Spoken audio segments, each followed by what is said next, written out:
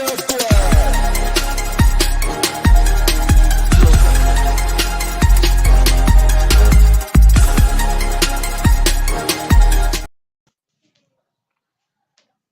what's up, everybody? Appreciate y'all for joining us at the One on One Sports Show. My name is Shawnee.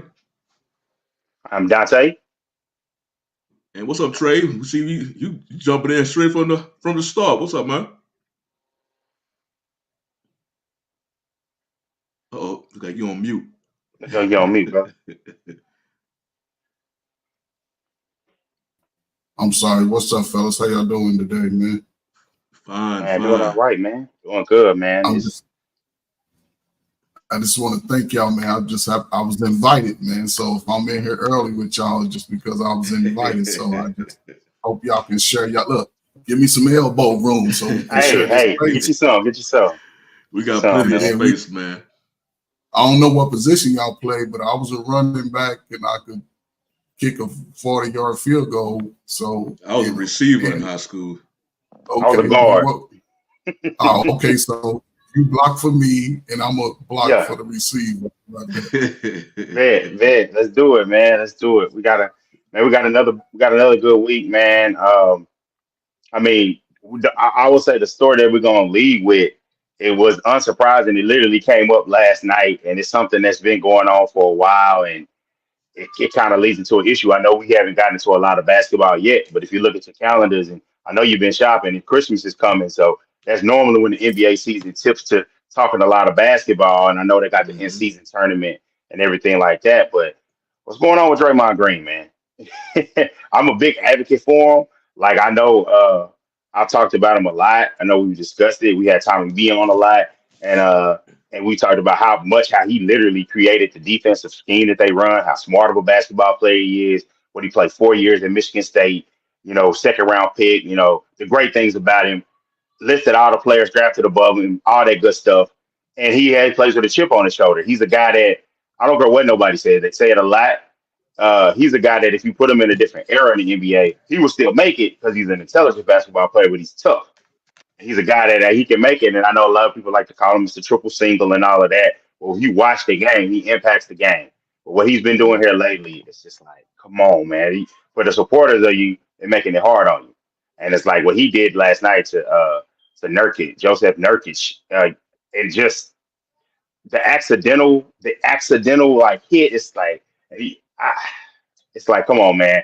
It's at the point like even if it is an accident, you're the guy that you're always in trouble at school. So if something happens, you automatically get suspended. You go into the principal's office. You go in the in-house, whatever type of punishment, school punishment you had, you're getting it. And so at this point, I know probably the locker room. I don't know how they were with it on the first one when he put when he put Gobert in the chokehold. But now it's kind of like, hey man, there's really no saving you. I don't know what they can do about it. I've seen people. I haven't seen much about what they say it would be, but I saw somebody float out there 10 games minimum. What Man, do y'all think on it, fellas? I have my opinions on this matter, man. Because the thing about with Draymond, okay, and every day, an average citizen, if you see them doing something over, time after time after time after time, then the general response to them was going to be like, people are going to grow tired of it, or they just going to, they would get no more benefit of the doubt from others, an average citizen. Now, with Draymond, or really not really with Draymond, but I noticed with professional athlete, people tend to give them.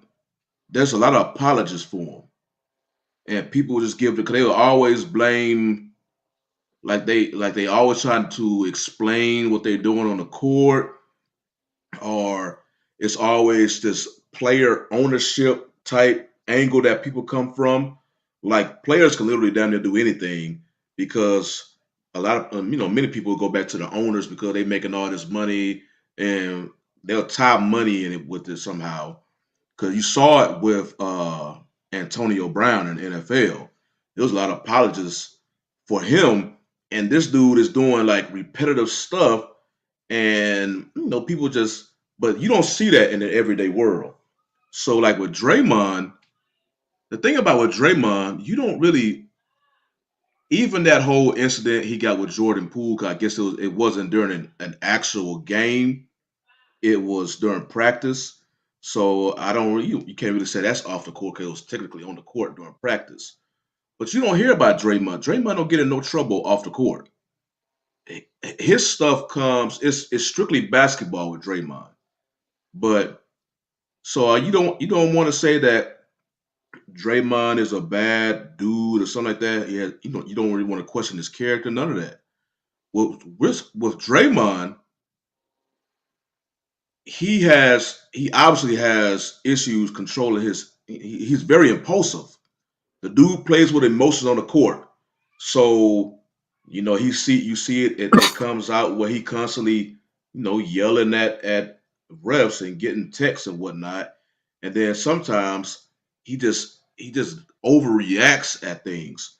It literally cost his team a title one time during the whole 2015 when the Cavs came back and beat him in the finals. So he's constantly finding himself in these situations, and even that when he got Gobert in a chokehold, he didn't kind of he did he escalated that situation because everybody came in the middle and they was just really trying to pull their player off besides Gobert who was trying to pull the opposite player off, but it's still nobody took it to the level of Hey, a chokehold. Johnny, Uh huh. Johnny, breaking news, they suspended him indefinitely. So I mean that's why you got to check in on the 1-1 Sports Show, man. Yeah, We, so we we I literally just seeing talking that. about I it. just see that on my phone now, and I'm not surprised by this because, dude, it's you consistently just find yourself. This is we in game 23 of this NBA Yeah, season. This is third time getting ejected, and he just had a 5 game suspension about 6 games ago, and now he got this indefinite suspension. So it's just, dude, you constantly find yourself in this situation. And many people, you heard many people believe that. I remember a black man said during the day, what Draymond is doing was something like that back in the '80s and the '90s, old school ball players. I'm like, yeah, if you're looking at one particular incident, Draymond is a repeat offender, and if he yeah, was a repeat offender, David Stern would have handled this a long time ago. And you hear people about Adam Silver, people think he's more of a player commissioner. Now he just laid down a hammer today on Draymond, but Silver is a lot more lenient to players than David Stern. I yeah, remember when the whole Ron Artest thing happened and people was yeah. asking who was a boat. David Stern said what was the He line he said it was used? me. Yeah, me alone, something like that. Yeah. Like it was a And, unanimous. He said, yeah, my vote alone. and you know what's crazy? You know what's crazy about it is people never look at it like this because they like that's the game that professional sports plays. Who did David Stern work for? The owners. And the same thing for Adam Silver. So what the thing is, they easily put the commissioner as the face, and he doesn't even get booed that much. Stern got booed heavily and applauded it, said, "Hey, bring it on," Just like and that what's that his kind name of in the NFL, Goodell. and Goodell. And I feel like that is the attitude, a little bit of the person, like, "Hey, you gonna boo me? Let me go take it." But part of it is that's what the owners want. Let me boo you while we sit up here in the back. One of my favorite movies, Casino. They're in the back room cutting up, divvying up the check, and over here taking the money to Kansas City. That's Hmm. what the owners are doing. Like, hey, you do that, you be the front man. You got the Cubans and the other owners, and that's the same thing. Cuban has moved out of ownership, but still with the team. But now you got, hey, this kind of like, hey, cool, we're gonna be about inclusion, BLM and stuff like that matters that the players care about because the owners are like, we got all this money, but we want our multi-million-dollar players happy, and that's how they kind of pass things off. But at this point, for him to get the indefinite suspension, word came down because I know they have a owner commission council, and they came down and was like, "Yo, we got to do something about this. This is getting ridiculous." And that's why they said we're not going to put a number on it. Therefore, if they feel like, hey, whatever steps they give him to do, then it's like, okay, at that point, once he comes back, then they'll maybe put a few more on it, but they're not going to put a number on it and have him come back. Like I would say, they play a Christmas Day game. I think it would be a bad look if he came back before the end. So they probably keep him out at least past the Christmas day. I don't know exactly what it'll be, but they got to put a handle on it because it's like that's my dog. I love him as a player.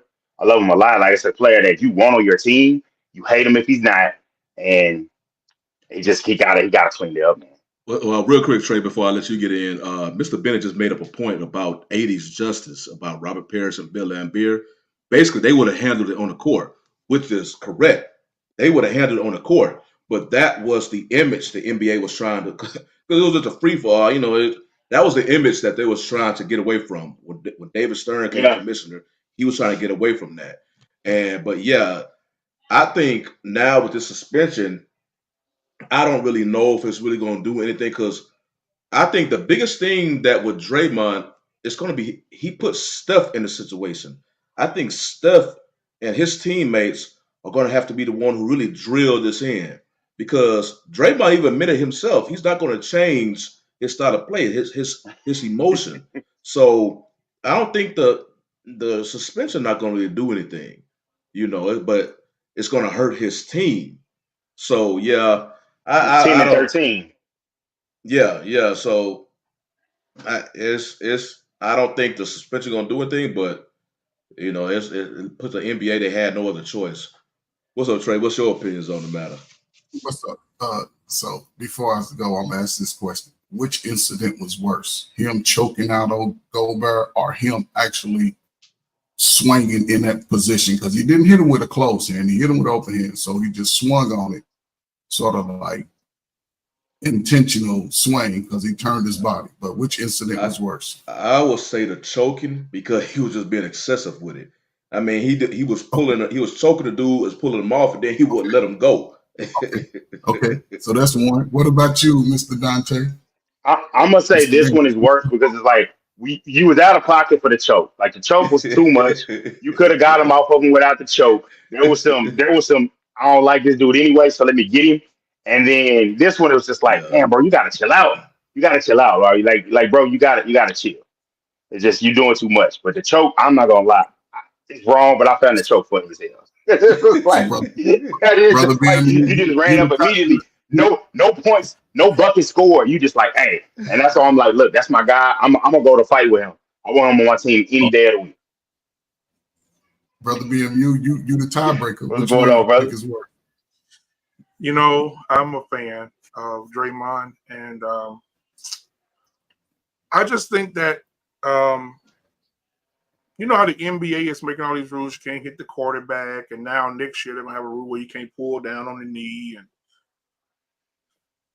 I don't think Ray Lewis and Ronnie Lott would be good in this league. I don't think that that 2010 Steelers defense would be good in this league. I don't think the 2000 Ravens defense would be good in this league. And I'm going to transfer it over to basketball. I think if it wasn't for the bad boy Pistons, Michael Jordan wouldn't have been as dominant as he was. Michael Jordan said that when they beat his ass and threw him to the floor, bust his lips, slapped him in the back of the head, knocked blood out of him, it made him go to the gym and get stronger and made his game better.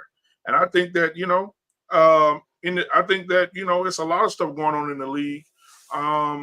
You got dudes pulling guns on kids. Ja Morant, and he's not suspended indefinitely. And that's outside. I mean, pulling guns on people. I think that there's other things that happen in the league, that we don't talk about. But hey, that's kidding.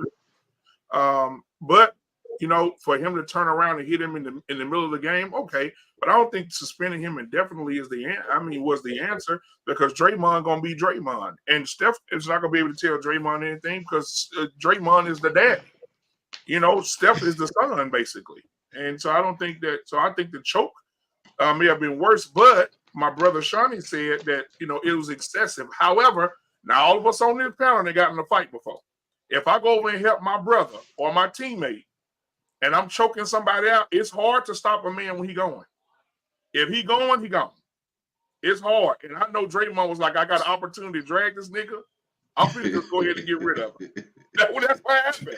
And last night, he turned around and Cinderella'd his ass. I don't know, man. I just don't know. I don't think you need Draymond, man. I think Draymond is just playing in the wrong era. I think he's playing in the wrong era. it's deep to me. Okay, so you agree with the choking was the worst, right? So are we unanimous? Are we 3-1? Yeah. We unanimous. Okay. So let's just say that we know that was worse physically in our culture. We know you can't even put your hands on nobody in that capacity. So he get 5 games down here. Now it wasn't really a knockout blow, but there's always some flopping in the NBA. So he took out the little dude. What's his name? I forget his name, but Nurkic. Yeah, Nurkic. So then I look at it as true black and white. Now, Draymond has had a history. Now he hit this dude, okay, because he hit Troy and he hit Poole. Wasn't too much done with that. Then he choked Gobert. Gobert had some issues last year with the NBA. So 5 games. Now he hit this dude. So I can see the indefinite suspension, but the indefinite suspension gonna come with parameters. I think it's something more going on with Draymond, because what would he be if he wasn't playing basketball? Draymond, I think he has some other things going on that they go dig into. This is why they do it indefinitely, because they go put him in front of some people over the next 30 days and get inside his head and see why.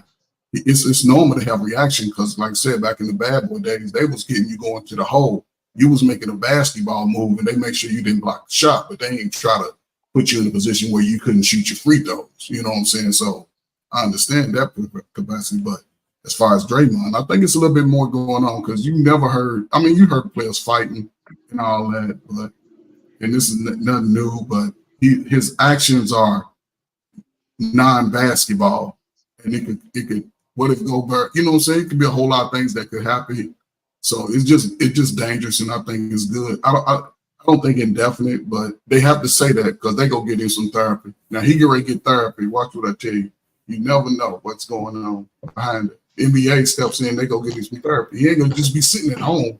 They could be like, if you want to play, you better go talk to somebody, see what's going on, because he costs them money. Right now, everything's about money. That's why they don't do it. These guys are worth $50 billion. I mean, at least $100 million a piece. Whatever salary they get, they bringing in $100 million to all them owners. So they gonna. Now, me and you on the street, we'd have to either fight it out, knock it on out. The police would have locked one of us up and all that, But then it's deeper because it's on the scene. Now, the last question, real quick. Think about this. Which incident was worse? Draymond's antics in what he does, or Ron Artest with the Detroit thing?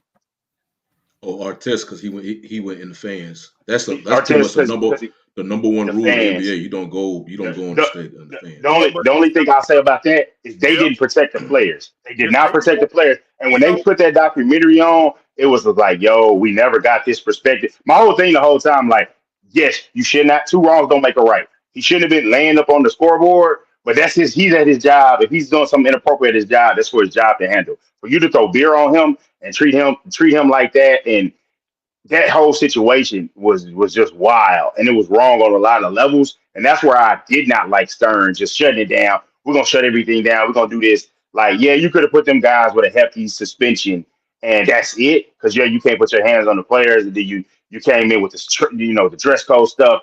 I didn't really like that whole situation. And I was like 17 at the time, and I wasn't rocking with that. But, it was worse. You can't put your hands on them. But just shutting it down, 2 things. Like you just brought up the NFL. The NFL shutting down Spygate and just we destroyed the tape. What you destroy it for? You shutting it down and not asking no questions. So you're doing it for your consumer base. Why you shut down everything? Why you talk about some of those people needed to be banned for the arena for life? Yeah, you ban a knucklehead. So what if he don't come and spin with you? But you can't have them treating your players like that, and that has created the culture of look at the incidents Russell Westbrook has had. You look at the fact that they getting paid they getting paid $75 million. I can call him a monkey. I can call him a this. And he's created that's the residue. If you want to put growing the game on Stern, put this on him too, because he sowed those seeds. He sowed those seeds, and so now if you want to say he's too soft, now you got to have Silver come back and be like, look, we're gonna look out for the players in this way and kind of acquiesce to certain things. You got an owner that's racist and doing wild shit. Get him up out of there. Silver has to do that, but Silver has to you got to answer some questions like the Giddy stuff. I'm uncomfortable with that. He should have sat down. In the NFL, there's no way. Hey man, we don't know what's going on. We don't know if she was under. We don't know until we figure out her age and what's going on. Go on, sit down, Josh. Go on, sit down, pay, leave, whatever you need to do. But now with Draymond, it's definitely more. Hey, he's multiple offender. Even going back to the kicking LeBron in the nuts in the finals, like Man, it's too many the incidents. kick with LeBron. Remember Oh yeah, the old buddy in the stomp he did playoffs, Sabonis, the stomp on Sabonis. Sabonis. He just Not a finds lot. himself. Like I say, you can't really talk about Draymond's character because the dude is professional. Like outside the basketball court, he's professional. Great podcast. He's gonna have a career in media. Hopefully, all this don't smear his image that will taint that. But he's gonna have a career in media when it's said and done. But But his He's gonna be on the like Bruce court, the Bowen. dude is just but you know impulsive. what though? When you do stuff like this in the media world, what Draymond did, he's gonna multiply his followers. They coming because everybody like that bad boy. Yeah, Everybody loves the bad. Everybody loves the villain, bro. Everybody Yeah, want bad. his followers, yeah, but right now the initial piece of it, he's hurting his team. I guess once he's in the media, then it's just about okay, his followers and people outside don't have no relation with basketball. But right now, you hurt your teammates and players on there you call your brothers. Right. Him, Steph, Clay, hell, even Coach Kerr, them dudes roll with you thick and thin. And you constantly find yourself in this situation. Now that team needs you more than ever because the Warriors right now are on decline. Not Steph, but literally everybody else on that roster is struggling right now. And you not being on the court is damn sure not going to help them, make it better. So yeah, your brothers, the dude who y'all are super close with, those are the ones that you are hurting right now. And especially with this indefinite suspension, when they try and like hell, they're trying to turn this little slide they got going on. I'm like, man, I guess when you not playing ball no more, yeah, the people on the outside they gonna be like, it's gonna draw attention to you. Right now, you are killing your teammates. Even after all that, the Goldberg when he choked, even Curl's like, usually Kirby, he was trying to back up Draymond, but you can see Curry's even getting tired of it. He was like, man, he got to do better than this. They just like, dude, you if you gonna constantly, it's like you just constantly withdrawing. You taking, making withdrawals, and eventually, man, like with anybody else in the real world, you're gonna get tired of it. You just gonna get tired of it. I don't really know what. He just gonna keep doing. I don't know, man. But they need that dude. That dude is vital to the Golden State Warriors. definitely. What? He's definitely What's up, vital. Mr. But Bennett? what's going on, Mr. Bennett? Before we get our CSU checking in, man, detailed conversation. What's going on with you, man? KP, you said Dre, Dre, you called him Draymond Mahone. What's going on, JG? Appreciate you checking in. And like I'm with you, JG. Barkley is thriving in that role, and I think it's going to come to a point like he's on Colin Cowherd's network, the Volume. He does his show on the Volume, and I feel like he's gonna get it, especially when he starts. He might not do shows for a while. They're probably gonna tell him. And then once he ramps up, does whatever he needs to do off the court, and he gets back on, that show is going to do numbers because sometimes he does it like right after the game. So that's going to do numbers, and his popularity is going to grow. But the Warriors are, I know we're going to transition, but the Warriors are in such disarray right now. And I told people, like, it's like, look, man, from watching that series, because sometimes you watch the games in passing, watching that series last year, I was just like, yeah, they need to make a lot of changes because they slipping, and it's like that. That's why if you didn't believe it, that's why they don't want to play Clay. They don't want to pay him that bread because it's like, man, we see a declining player. We love what you've done, but we're paying for what you're going to do, not what you did. And like Draymond, he got his because it's like you're still making an impact, even if you're diminishing in certain ways, you're still making an impact, and you can pay for that. But keeping, and now, like you said, now I know they might be regretting that because like, man, we paying him now. He acting a fool, and we can't control him. Now if you try to go and mention trade value, he's more valuable with the Warriors than anywhere else, and the salary. So it's just like Well, they're in a conundrum. one last note that's probably why what's his name got out of there. Former what's he GM or president Bob Myers because Myers, he saw that the potential end was coming for this particular Warrior squad. and he's close with them dudes too.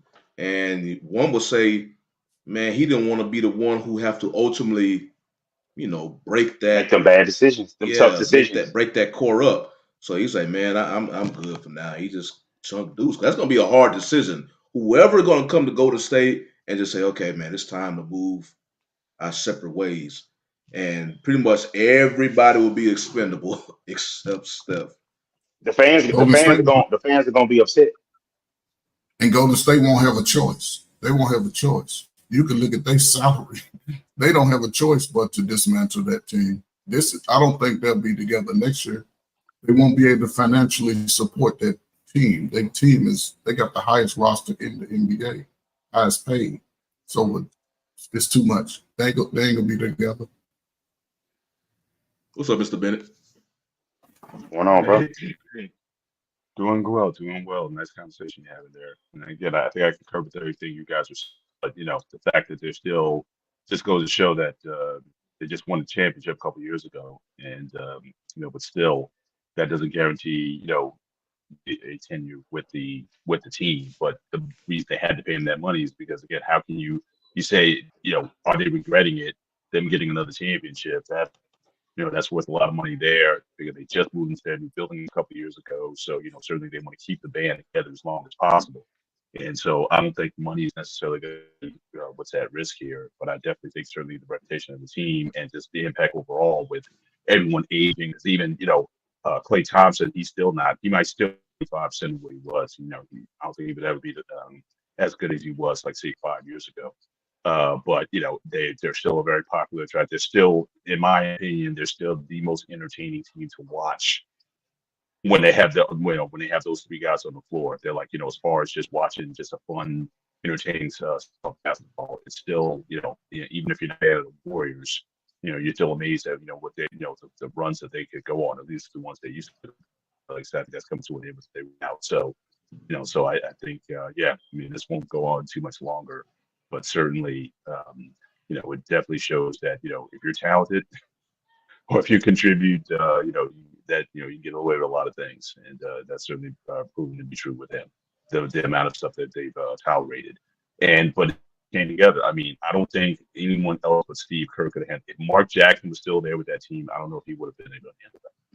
So I think certainly Mr. Bennett, yes, sir. let me say this real quick, man. I think we should start adding other stuff to these suspensions. I think that if you're intentionally flopping, you should be suspended. I do.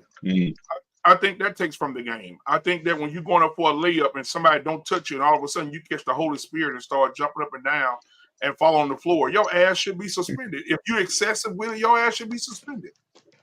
I think that, I don't like the fact that these players are taking games off. Now, I ain't going to take no suspension about that. But it's a lot of things in the league that you taking games off just because you're tired. Jordan played 80 games, 79 games, 77 games, won six championships. It didn't affect him. Kobe Bryant, you damn near had to shoot him in the head to keep him off the court. Broken fingers and everything. These boys get turf toe. They out for 6 weeks. I think it's just, I think the league has gotten softer. I think these, like LeBron, he is so successful because of that hand check is gone. It's gone. If that hand check is there, a lot of guys going to test LeBron in that area, but they're not able to do that. And so he was in the, the Eastern Conference, and that's how he was able to be successful. And then he'll come in years later and say, he didn't need Dwayne Wade to win the championship. Well, why didn't you stay in Cleveland? But, that's neither here nor there. I just think that, why he didn't stay in Cleveland? Brother BMU, you know what? It's amazing because I know you're a football guy. You are a football guy. I love it. Heart. And I think that there's too much going on. Even that, since we're talking sports, I'm gonna let y'all have it. Even that, bro.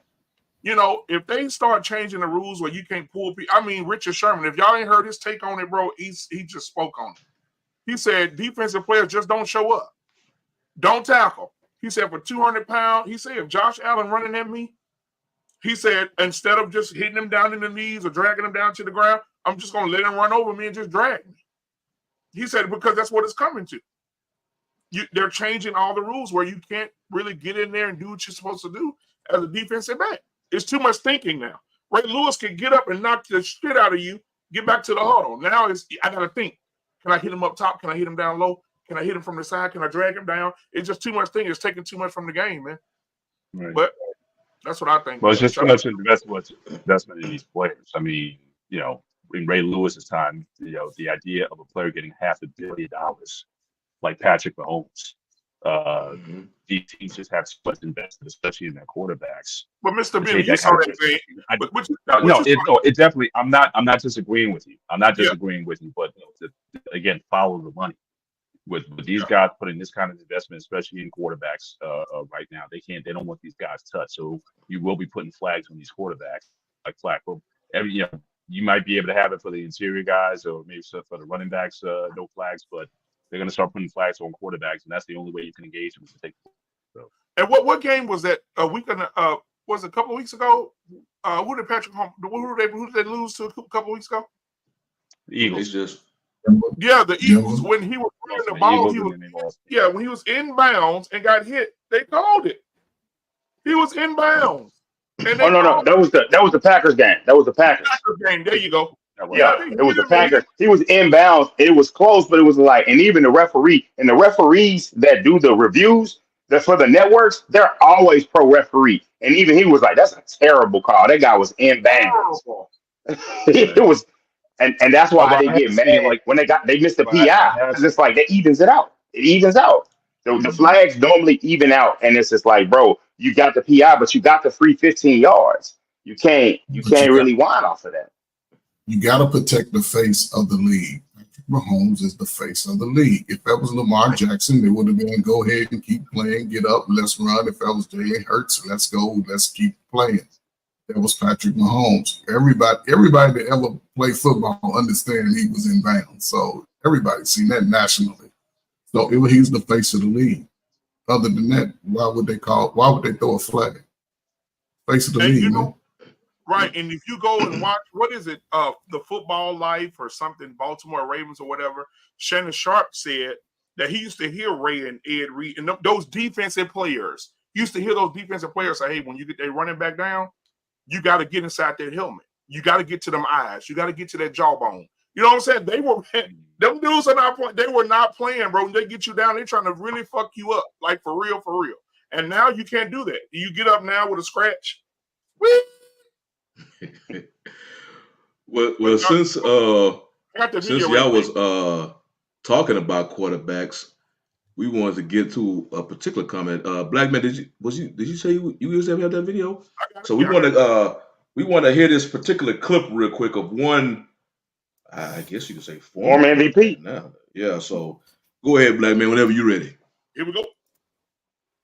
Lamar Jackson, obviously Patrick Mahomes, Dak Prescott, Brock Purdy, but Brock, they're not winning because of him. He's not turning the ball over. He's managing the game. And if we were to put that in its own right as game managers, Brock Purdy, Tua Tagovailoa, Jared Goff, and really Dak Prescott. These are game managers. They're not difference makers. And when you say game manager, I'm not asking you to go out and win the game. I'm just asking you not to lose. Not to lose the game. Listen, motherfucker, I don't give a damn what you do. You don't have to score every time. You just don't have to throw a pick every time either. If we're going to really call a spade, a game manager is different than a game changer. Lamar Jackson. So that was Cam Newton. I'm still actually surprised that he's not at least in the backup role in the NFL, but that's another topic. But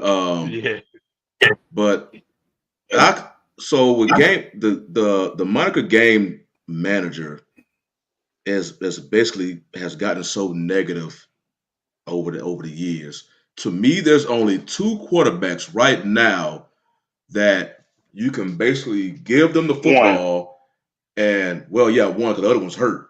That say, okay, make the rest of your guys better. And that's Patrick Mahomes, and when he's healthy, and it's to remain to be seen because his age now, and that's Aaron Rodgers. Those are the only two quarterbacks in the league right now who you can say, give them the football, and they make the rest of your receiving core better, upgrade them. Everybody else to a certain extent, is a game manager. Now they will have, you know, these hot games where they going off, you know, and they can lead their team to victory. Or, but usually the main thing that you could tell this quarterback is a game manager, because the thing about them is people are always making the argument, give them weapons. And, you know, because a lot of times that quarterback may be currently struggling somewhat until you give them a weapon. And then all of a sudden, you saw that happen with Josh Allen. Immediately, his production goes up with Stephon Diggs. Dak Prescott immediately goes up when he got Amari Cooper. But with Patrick Mahomes and Aaron Rodgers, yeah, they had a great talent around them on some years. So you had a great QB lined up with great talent. You saw great results. But it's just, you know, the names he put out: Brock Purdy, Dak Prescott, Jared Goff, and even Tua. I, It's I like, I say this as far as this, and I'll disagree with you on this one. I don't think every other quarterback is a game manager. To me, what a true game manager is, and we talked about the Ravens. Brad Don't what Johnson. is that classic clip of Ray Lewis? Just don't turn the ball over. Just don't give it to him. Don't let him score.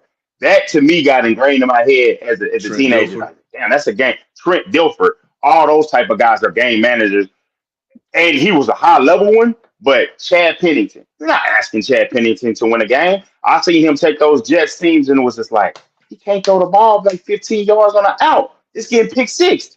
But guess what? If it's in the middle of the field, check down, he's got it. It's boom, boom, boom. So that's where it became negative.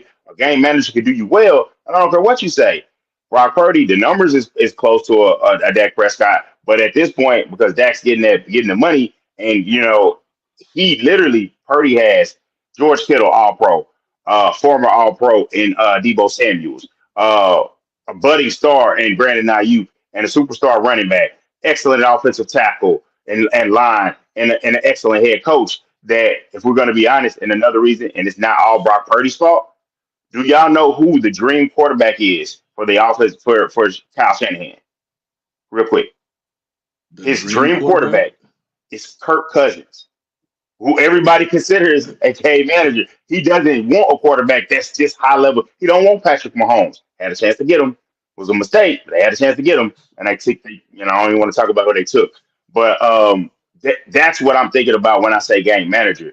And so I think that, yes, 2016, 2017, 2018, 2019, 2020, 21, and then it started to kind of flip because he was leaning on the running game. And then you started to notice, like I had a friend I always debate with, he was, man, he's getting it because of Zeke. Some Cowboys fans thought that, and then you look at it and it's like, hey man, Zeke's getting light boxes and he's not getting much yards. It's like it's kind of flipped that they're winning because of him and not in spite of him. And I think that's what a true game manager is, because I can admit for the bulk of his career, of his 8 seasons, he's been that.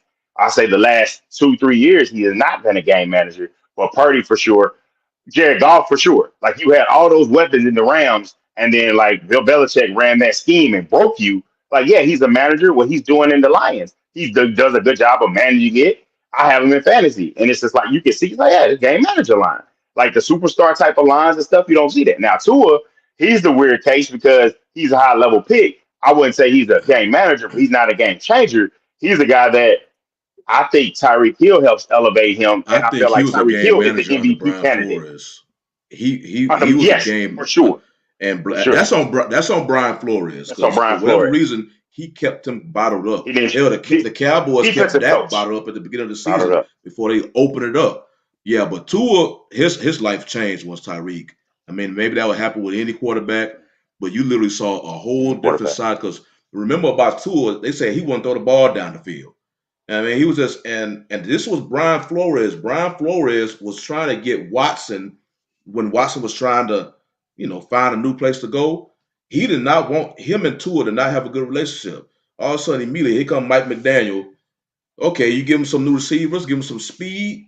You saw an instant change in Tua. So, yeah, so game manager, I think, can be based on the quarterback and definitely based on the system he's in. Because Yeah. sometimes your production is limited by your coach, And also, if you get a different coach who has a different belief, I guess now you'll go from, like I say, Dak is the more instant one because it happened the same season. They were so worried about his interceptions last year. Well, Something clicked after that 49ers game. They say, throw that out the books. And you immediately saw a different system or a different Dak. You saw it with Tua. You saw it with, hell, you see it with Brock Purdy. He was a game manager early because he, hey, just don't screw this up because we got two weapons. Now you see Purdy making throws downfield, testing the defense and all this stuff. So I think every quarterback will start at game manager, and it just depends on their head coach to give. They'll say, okay, now we have confidence, because a lot of those quarterbacks that Newton mentioned, they're not game managers no more. They all have their respective teams' confidence. Throw this ball downfield. Hell, you see what happened with Jerry Goff up there with the Lions now? I mean, throw that ball downfield. If somebody's open, give him that ball. Fit it through that window. So, Trey, Mr. Ben, what y'all got? Well, my thing is, it's interesting. All those teams he mentioned, I'm looking at teams in Dallas, Miami, San Francisco, Baltimore, Buffalo, Philly, and Detroit. They're the number one offenses in the league. When you talk about a game manager, your offense is usually on the bottom half of the league. So when Ray Lewis said, don't turn the ball over, because they knew that you couldn't get them more than, say, 12, 14 points. And Ray and those guys were like, look, if you give us 7, we're going to beat you. I mean, that's how those defenses were at some time. So, you got teams who can't score more than 20 points. Yeah, you need a game manager because you just don't have the offensive weapons or the talent to score more than that. But San Francisco, they've been averaging like over 30 points a game. So you have to start giving these quarterbacks some due to say, like, these guys go beyond game manager in the upper echelon. They're in the top third of the league in offense. So I think we need to do. Game managers typically don't have those kind of numbers or statistics when you have offensive rankings that high. So that's why I would disagree with them on that. The bottom teams, like the Packers or the Bengals, the Bears, like all the low-end side of the league. I know their quarterbacks had injuries, but now my situation with my Steelers, and those are game managers. We're saying don't turn the ball over. Pickett, he hasn't thrown an interception in 200 quarters or something like that. So they want to make a big stink about that, and then we get in the game, and he's a turnover machine. He's going to throw at least one. He's going to give you at least one. So yeah, with him, he say don't turn. But my team can't score more than 20 points a game. So yeah, we definitely have game managers. We don't have the guys who want to push the ball downfield and really make things happen on that side. These other guys, they can do it not only with their arms, but with their legs. Which again, the Trent Dilfers and these other game managers from the past, they weren't runners either. So so I think these guys with the running game, they're getting a lot more dimension to the offense overall, and that's what allows them to elevate that. As long as you can get yards, which Army likes first with that push that they're doing to get first downs, as long as they can contribute that, no one else has been able to stop them. So yeah, I have to contradict Cam. I think these guys are proving that they're more than just game managers in the traditional sense of the term. Mm-hmm. I look at, okay, so all of these quarterbacks that I mentioned, if you look at their head coach, the head coach is offensive minded. He's pretty much running the show, except with Buffalo. And Josh Allen has a true talent. He's a quarterback you really want on the team. I just think sometimes he tries to do too much at sometimes crucial points, and Buffalo don't rely on the running game enough when they need to. But if you look at everybody else that having success, the head coach is offensive minded. Now you take a player like Lamar, you can see that that's true talent. That's all his talent. With Patrick Mahomes, he was an anomaly coming out of college. They didn't know. He had a baseball, but it goes to show how his baseball skills are playing in the NFL, but the way he can throw the ball any position he's in. And plus, Andy Reid is probably the best down and distance coach in the history of the league. He understands what play to call on downs, and they have enough football IQ on the team where sometimes they look like they making half that shit up. Like the lateral last week, they made that shit up. There wasn't nothing that you don't yes, the playbook, you know. That was all Kelsey. But it goes to show the communication.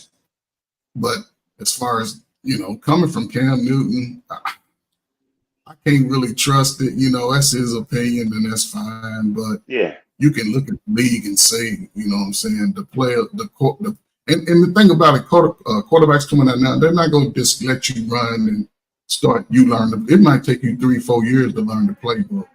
And I think once a quarterback learns the playbook from front to back, then it doesn't matter who's in what position at the time, especially receivers, they'll be able to thrive. But if you can, and you got to look at, I don't know what quarterback receiver duo's been together the longest, besides Mahomes and Kelsey. So they both sort of was groomed together, and I don't know what other receivers are doing it. But you can see, be honest, it's not too many that's been together a long time. And Hurts and AJ Brown, that's a great one. They've been together two seasons. I want to say Tua and Hill. This only been 2 seasons. I honestly think. You got Lamar and his tight end. You got Lamar and his tight end been together. Lamar, his tight end. They've been together for a while. And other than that, it's not too many. As far as Hurts, I think he's going to always have a 10-win season for a long time. But I think their coach sort of hurts them. He's a little immature as a head coach. You can see it sometime on the sideline that it's like when he get close in the game, he just loses. He don't know what to do. Who you talking about, Trey? Who you talking about? What's coach? Oh, yeah. He animated. He's caught. Yeah, so I think but you can take any of these quarterbacks that are named and put them on any team, they'll be okay. Except the Texans, they still got a lot to go. They still got a lot to go. Well, I don't know. DeMeco Ryan, he's changing the culture down there right now. He's changing the culture, and my thing is that you got to realize that is when you take that step up, it's tough. And I think next year is when you put those expectations. Oh, Carolina. I'm sorry, Carolina, not the Texans. I think Ryan. He's the second version of Sean McVay at the right situation, because he gets to build his team basically from ground up. And those players are going to believe in him because he's young. And, it seems like he's not one of those disciplinarians. He can make adjustments. So that's going to help him. He's building and connecting with guys, and I think that matters. And that's why I want him to have success. I'm tired of it only being offensive coaches.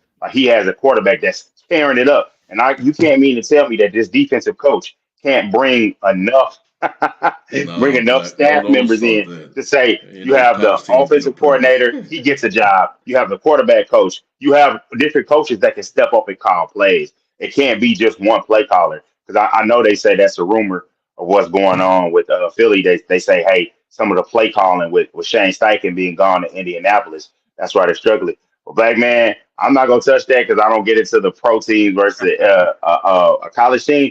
But I want to say, hey, man, if you want to keep picking against my Cowboys, I'm glad for you to do it.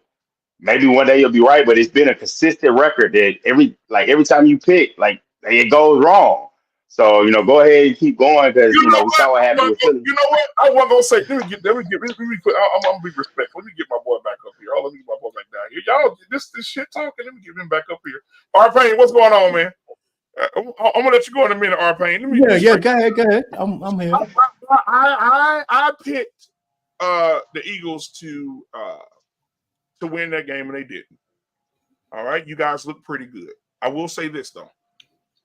You motherfuckers always find a way. And I'm just going to sit back here and I'm going to wait patiently. And some way, you are going to find a way to fuck this season up. And it's going to happen in the playoffs. But I'm going to tell you something. What you don't want, this is what I told these Neanderthals at work. Right? Because I came to work and they had Dallas Cow, they had Dak.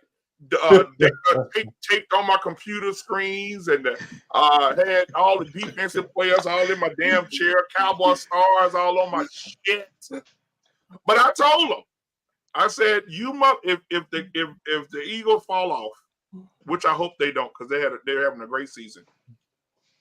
If y'all have to meet them San Francisco 49ers in that NFC Championship, it's gonna be the most disappointing season that you guys have ever had. Because 49ers going to put their foot so far up y'all ass, their shoelaces are going to floss y'all teeth. And I just want to make sure you know that, okay? Man, look, I'm not gonna lie to you. I'm not gonna go that far with all of that. My thing is this: that is a team that is gonna be tough for us to face. That's beat us 3-4 times in a row. That's gonna be a tough game. That no matter even what Vegas says, you can't feel good about that game going into it. That's gonna be a tough one.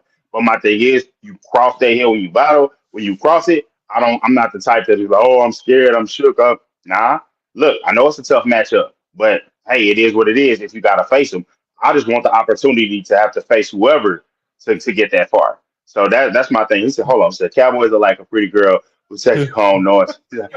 Man, Trey, I see. Hey, man, I hear y'all. I see y'all. Who was it? I want to say he had a real dope name. Who was it that came and said something with the Cowboys? Let me see if I can. Marriage, Politics, and Sports. He said, look, that's looking, Cowboys looking real.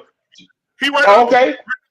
Yeah, what's going on? Oh, that's a good one. What's going on? Hey, I love that name. That's dope. I see y'all talking to shots. Hey, I'm with it. I appreciate the consistency, but it's one of those deals where it's just like, I'm the type to be like, hey, I know Philly still has the edge on winning the division because they have a weaker schedule.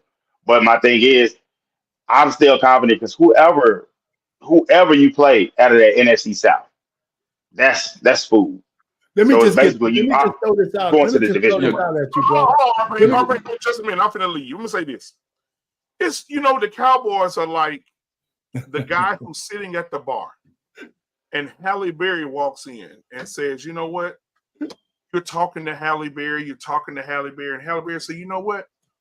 You've been talking to me for 3 hours. I'm finally gonna let you get this thing. I'm gonna let you tear it up. Come up to my room." And you go up to Halle Berry's room and you walk in the door. And then all of a sudden, the next morning you wake up and she leaves a letter and said, damn, you drank so much you couldn't fuck Halle Berry? See, this is what's going to happen with the Cowboys.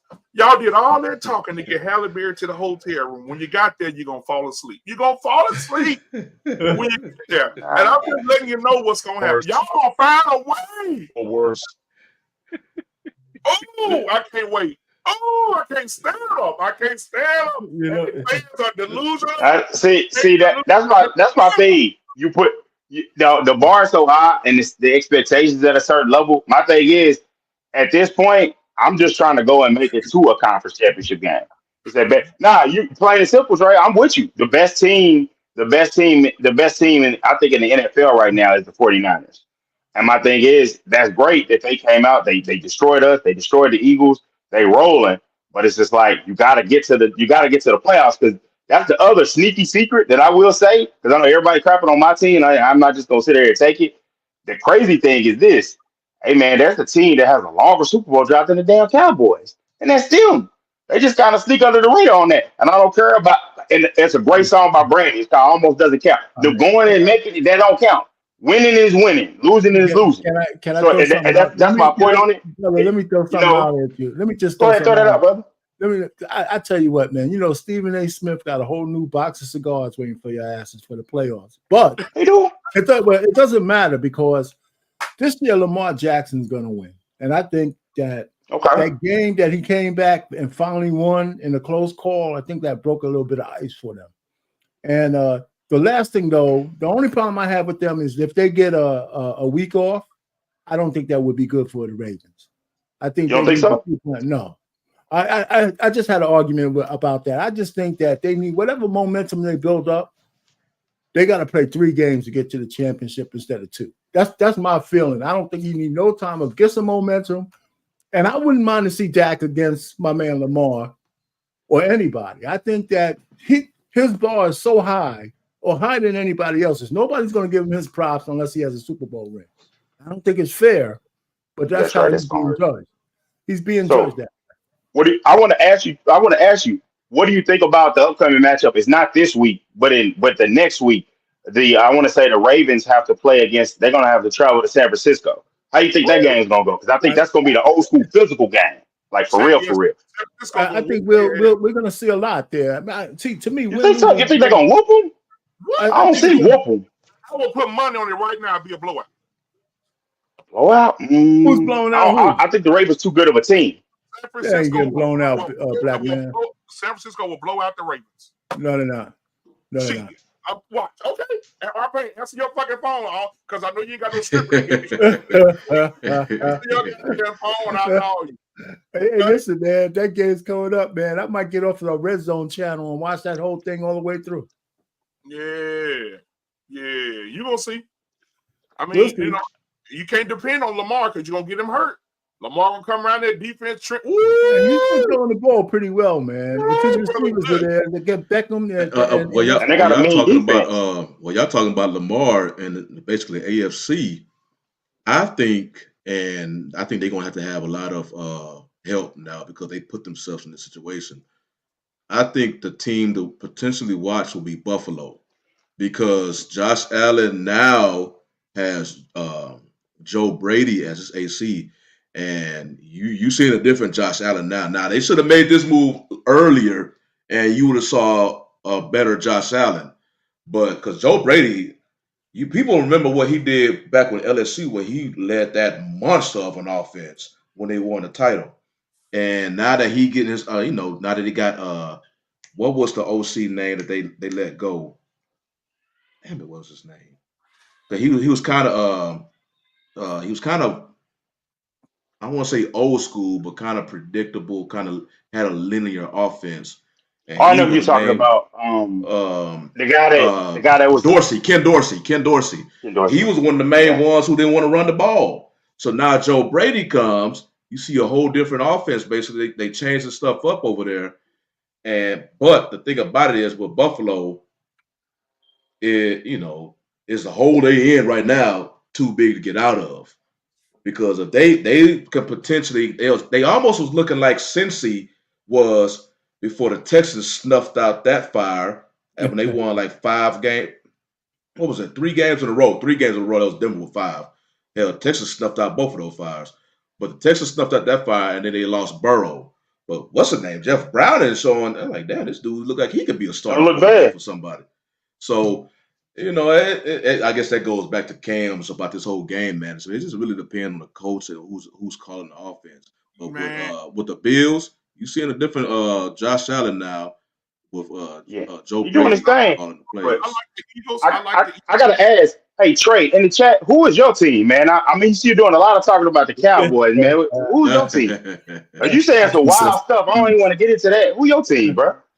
He said he like the 49ers. I think his team is the Commanders. The Commanders, yeah. Oh, No, he like the 49ers. Oh no.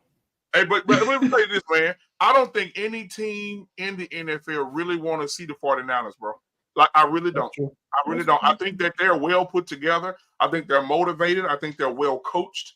I think they're self-motivated. They don't need no hype. They don't need all that hype. They coming out and they just get them in the trenches and they playing some good ass football, man. And you can't keep them down. They just that defense just coming. They just coming. They don't stop. They just coming. And so I think, man, listen, in a few weeks, I think San Francisco they're gonna keep saying what. Can't help it that I'm custom made. I can't help it that I look good, smell good, can dance all night long. I can't help it. That's gonna pretty much be the story for the San Francisco 49ers.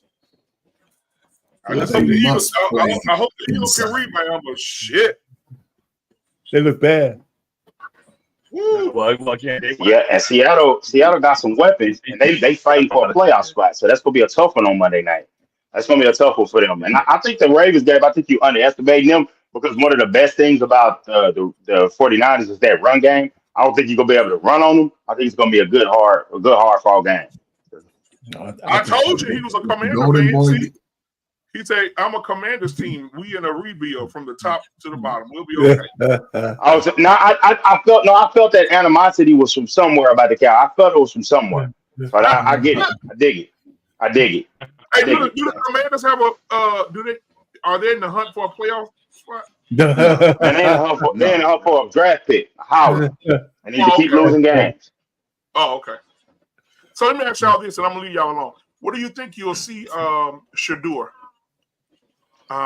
The year after next. Yeah, not next year. He got to show some more. He got to show some more at the college level. Hopefully, with a better offensive line. What offense? because he started off hot. Hey, fellas, He I got started to off split. hot. I'll see y'all later. All right, Arthur, appreciate you All right, joining. man. Good see you, man. Appreciate you. Bro. He started off hot, but then he cooled down, and that old line was definitely a main cause of that. I So think he his got old to line gonna be real. sustain. I think they're gonna be better this year, though. They got the top tackle in the country. Well, They got the that's top tackle Prime. coming. That's the Yeah. main thing Prime. Prime is focusing on right now. I think right now he's only And they got recruiting some- old linemen. They got some He ain't they even got looking some at no other transfers position. coming He's in. only looking at old linemen. And my thing is, it's tough to get the defensive lineman, but I want to say this. If you can get an offensive line that's dominant, and Trey, you can attest to this, you can hide that defense. You can get some points up and get up, and then it's like, you know what? We got some big boys up front. I mean, we're gonna run this ball. We're gonna run the air out of the ball a little bit, and then it's like then that defense can be fresher, and then it's like then you can find and pluck a guy too out of either the transfer portal They need or some bigger recruits. running backs too. They Yeah. running backs are kind of And slow. I think that's the way. I felt like them going into the Big 12. I want to say Utah's going into the Big 12, and they play big boy football with their guys up front. So they got a taste of what it's going to be. And so I think they have a chance going into the Big 12 to do something. I just want to see what their schedule looks like, and I want to see what their schedule looks like for the Big 12 and who they got them matched up with. Do you think if you just imagine you do it getting 5 to 6 seconds to just go through the progressions in that back with a good offensive line? Shit. I think Gonna be a problem. Oh yeah, he'd be a dog. Yeah. But hey, I think he's shown. fan I of think he's shown it. I think Shedeur has shown enough of his ability to go to the next level. I think he's definitely going to play next year. You know, it's going to be a little different because he did. I think he broke his back or something. You know, it was quite some back. It was something. He had a bad injury that he's going to have to recover from. He got a bad injury. I think going to the Big 12 with who's leaving, Texas is leaving, and somebody else. Yeah, Big 12. Oklahoma's leaving. I guess the big one. Yeah. So will be TCU. But if he focuses on all linemen, here's a big decision he's gonna have to make with Travis Hunter. Right. He gonna have to make a decision on what side of the ball he gonna play. but I don't He want to ain't see gonna be him. able to keep playing both. Yeah, I don't want to see him with like the Commanders or the Giants or like goddamn. I just don't want to see him with no team like that. That's gonna be bad. Unless He he gonna take the go- Eli he gonna Manning go- route and try to. Yeah. Whoever Well, drafts think him.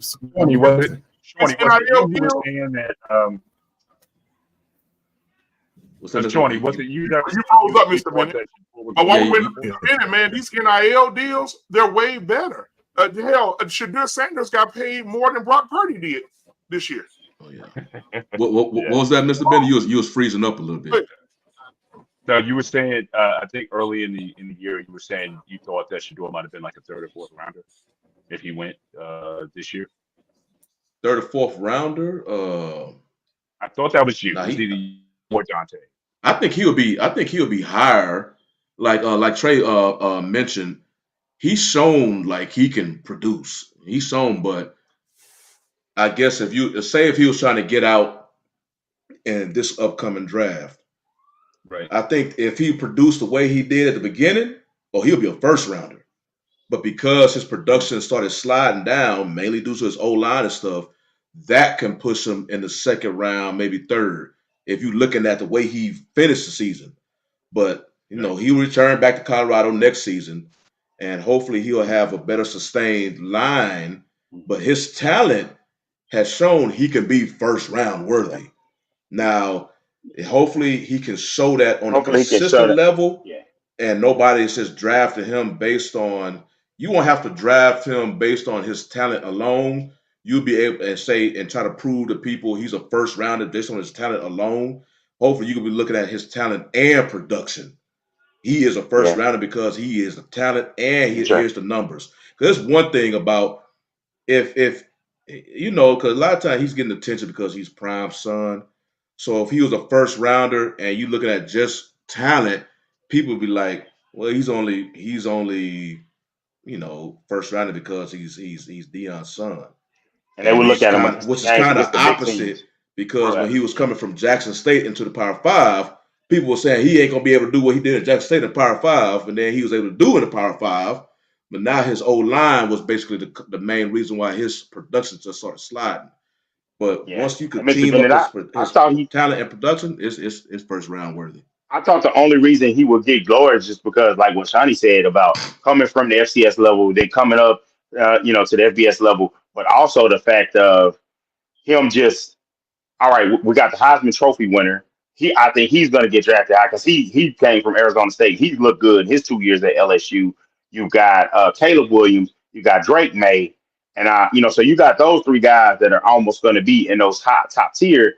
And then there's probably some other quarterbacks in there sneaking in there that we're not thinking. And that's why it's a good year for you. But if you're not one of those three guys, go ahead and stay and come back and play another year and then lift your stock up. And then you can sometimes you can get your name up there where it's like, hey, man, that guy, and scouts will start looking at you and tab you. And if he has a big year in the Big 12, it's not the SEC, it's not the Big 10, but it's still a pretty solid conference.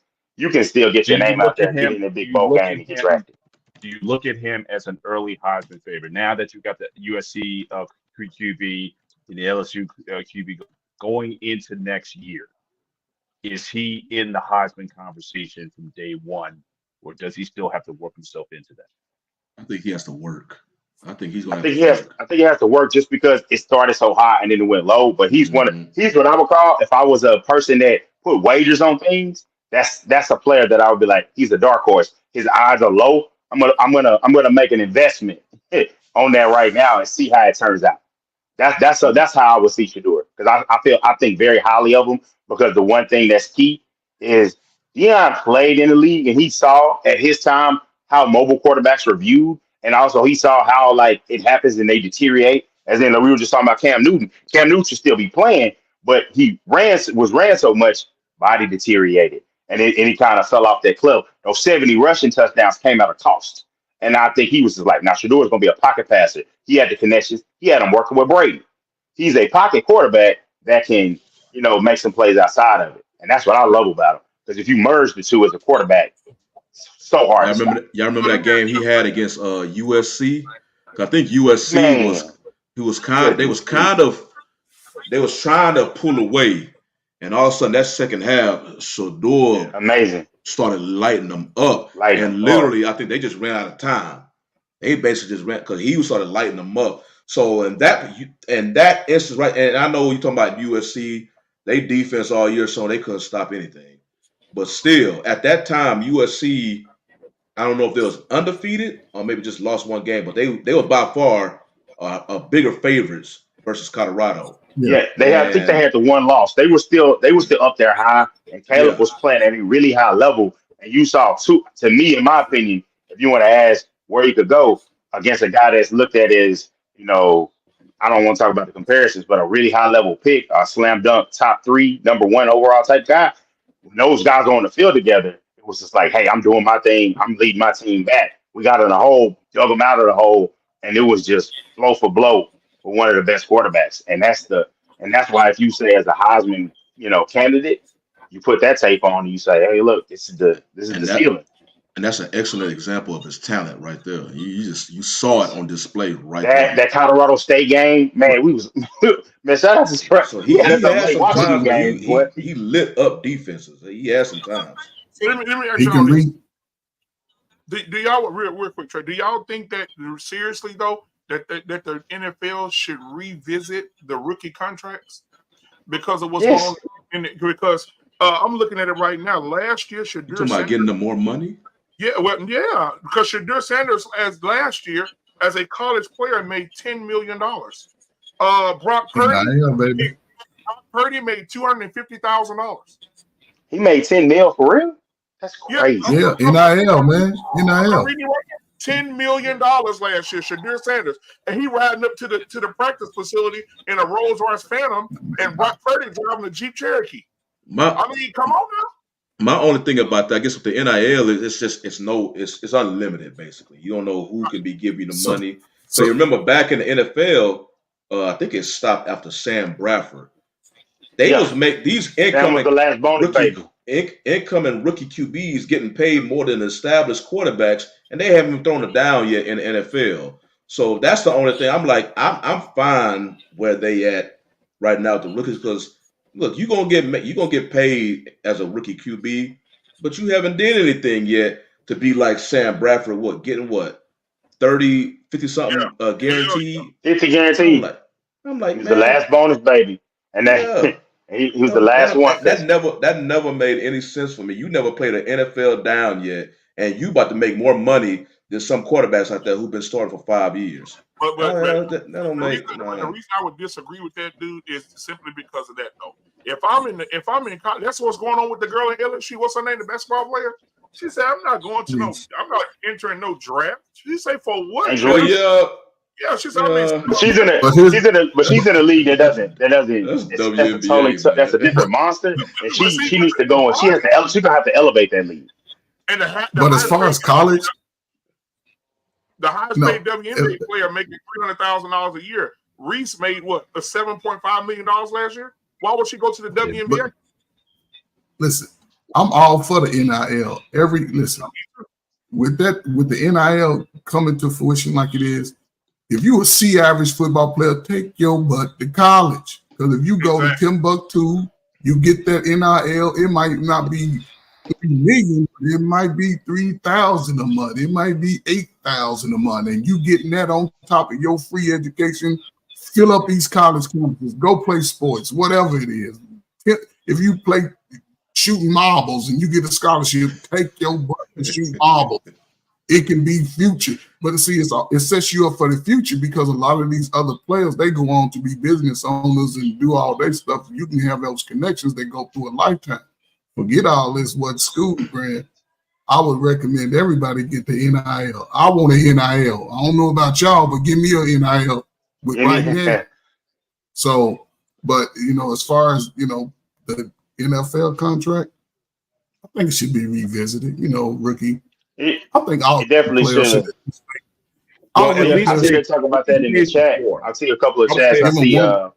I see Trey said that, the NFL contract should be merit based. I see Will Good. You said it. And this set up is I'm with you, Will Good. Like with the setup, certain players would make more money, and it's a situation where they gotta revisit it to some degree. Mr. Bennett, you got like a lag going on. Do I have a lag? Can you guys hear me okay? Well, your words not matching up with your mouth now. I just say that. That might be my internet. Okay. But I was saying, I think they should definitely try to raise the floor. I think the guys at the top, like if you're going number one overall, I don't think that's necessarily going to matter because your signing bonus is going to be get to make up that cost of it. But for the bottom half of the draft, if they want to increase that, I could certainly see them attacking it there. But I think really the NIL is really going to hurt. I think is for the NBA. You may have to ask the question: are you really going to need a D League after that? Because the purpose of the D League, they didn't want guys. If you were 18, 19 coming out or not going to high school or whatever, the D League was for you. But if now the college is going to be attracting players to go play there, then do you really even need a D League? Because guys are going to be coming to your league older. So that I'll be interested to see how the NBA addresses that. As NILs become NILs in the future. They've addressed it. I think they already addressed it. They addressed it because they got those overtime and league in those different leagues. With them having the G League Ignite, they get NBA people with their hands on these players, able to mold them the way they have. And I don't think there's any surprise that you've seen the I'm trying to think of his name that plays for the Rockets. Your boy from the Rockets that was the number 2 pick. His name just slips me right now. Jalen Green. Jalen Green was the number 2 overall pick, and then you've had guys. I want to say the Thompson brothers. They were from there. Well, no, they wasn't with. They was overtime elite, but they've gotten these guys going to G League Ignite. A kid from Duncanville that's a real star. He decommitted from Texas to go to the G League Ignite, and he looks like he's gonna Ron Holland. He looks like he's gonna be a guy that's gonna be drafted in the top 5. So they have a plan for that, so they can look at those guys. And I want to say the G League Ignite guys like Scoot Henderson, he was playing against Victor Wembanyama's team. So they're putting him against good competition. It's just like, for me personally, if you want to be, and I know his career is not going the way he wants to, Zion Williamson was able to become a bigger star because he was playing at Duke with the Duke brand. But my thing is now you can go play for the Duke, the North Carolina brand, the Kansas brand, get some money, and increase your exposure. So then when you're at the negotiating table, Nike, Adidas, they're like, hey, what are we going to give you? Well, this guy's got this many views. He's got this kind of impact. And so that's just something that the high level guys got to play. But While we're talking about NIL, and I can't stop saying this. I hate to rant on the parade. The colleges should be playing everyone. It shouldn't have to be, oh, you got to be this good to get. Like everybody's contributing to this game. The coach is getting $7 million. He's got an apparel deal. He's got a TV show that he's getting paid for. The guys that's playing scout teams and those college players, they're running real practices. You know, still cracking scores and doing everything like that. They need to be compensated as well, and it should be a baseline. Like every player gets at least this. Then the top guys get, they get the other stuff because it's happening. Yeah. Like Texas is literally playing guys $50,000 a year to play on the offensive line. Yeah. No, indeed, they should definitely up the floor. But now, question now, NIL, that doesn't apply to like all of these leagues that are setting up for these high school players. Like I know, I think LeVar Ball with his big baller, his big leagues or whatnot. The NIL doesn't apply to players who play in those type of leagues. I saw a few guys came out in the draft coming out of leagues such as that, but I don't think NIL applies there. You have to go to one of these major schools. No, it don't have to be a major school. You just have to go to a college. It don't really matter whatever. But the money just increases. The bigger the college, the more money. Yeah, right. They've been doing it for years. And that might be why these NILs came into play because you start to have those leagues. Because again, they were essentially professional leagues. I mean, you weren't making a ton of money, but at least you were making something for guys who didn't go to college. And then so the college ranks was suffering because of that. And I think you even saw it in the ratings. Like I think the last few Final Fours, I mean, you really haven't had a lot of buzz with these Final Fours because either guys are leaving early or they're going in another direction. So I think this brings, at least for the basketball, brings a lot of those players back into college basketball to help that brand. So I still think at the end of the day, it's really helping the bigger institution to hold on to players rather than losing them to the D League or losing them to these independent leagues that have started up over the last few years. Yeah, now I'm gonna say this before y'all end the show because I know y'all finna end it. I'm gonna say this one thing about the whole Draymond situation. You suspended Draymond indefinitely, but I'm hearing in the streets that the NBA has colluded against Ice Cube and the Big Three. So, and stopping the Big Three from getting advertisement. Now that is something we can talk about next week. So I saw that story. I saw that story too. That'll be I'm gonna have to do my research over it during the week. But yeah, I saw that story too about the. I wasn't feeling it at all. The relationship between the NBA and the Big Three. But so we got another show coming soon. So once again, man, appreciate Mr. Bennett, Trey, Art Payne. Appreciate you joining the Court Black Man. Appreciate you for joining. Good. You were spearheading the whole Cowboys hating when he came in. So I was just letting it ride. The pitchfork was out for the Cowboys, but it's like that every year. But, you guys are going to get less tolerable over the next year. But yeah, Black Man, I'm gonna look into that though. I'm gonna look into that whole NBA and Big Three because I saw that several weeks ago, and it was interesting because I went to, and I know we got to jump off, but I remember going to because when the Big Three started, it was all about former NBA players. Right. And I went to a recent game, I think during summertime or maybe within a year ago. And the names weren't there no more. It was just like these dudes, these random dudes on a team. So yeah, I'm gonna look into that, and that'll be a good topic we could talk about next year. That'll be a good story to talk about next week.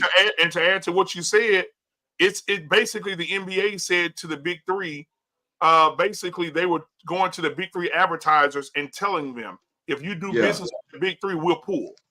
Yeah. That's we'll talk about it. That's big business. That's big. That's big business. Shiesty business. That's all that is.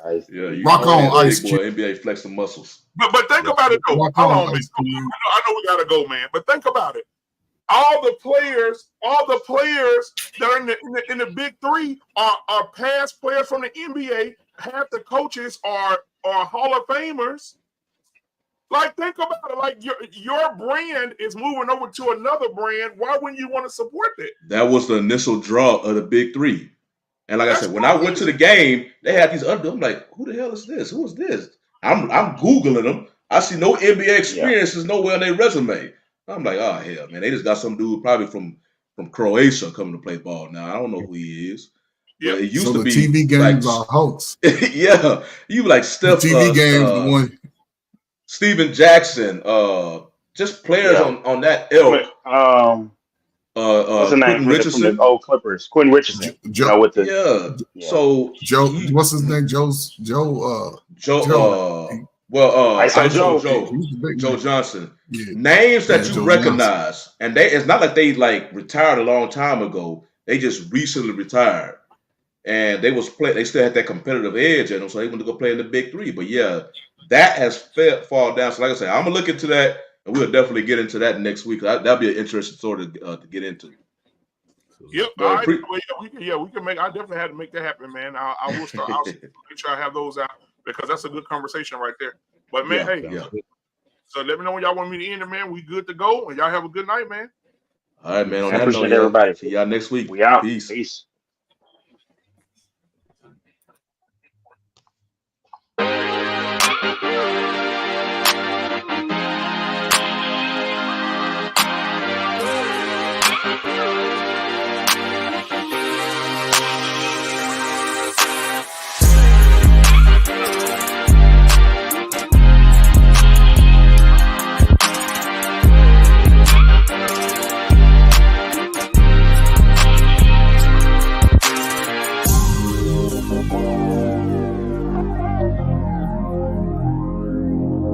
Thank you.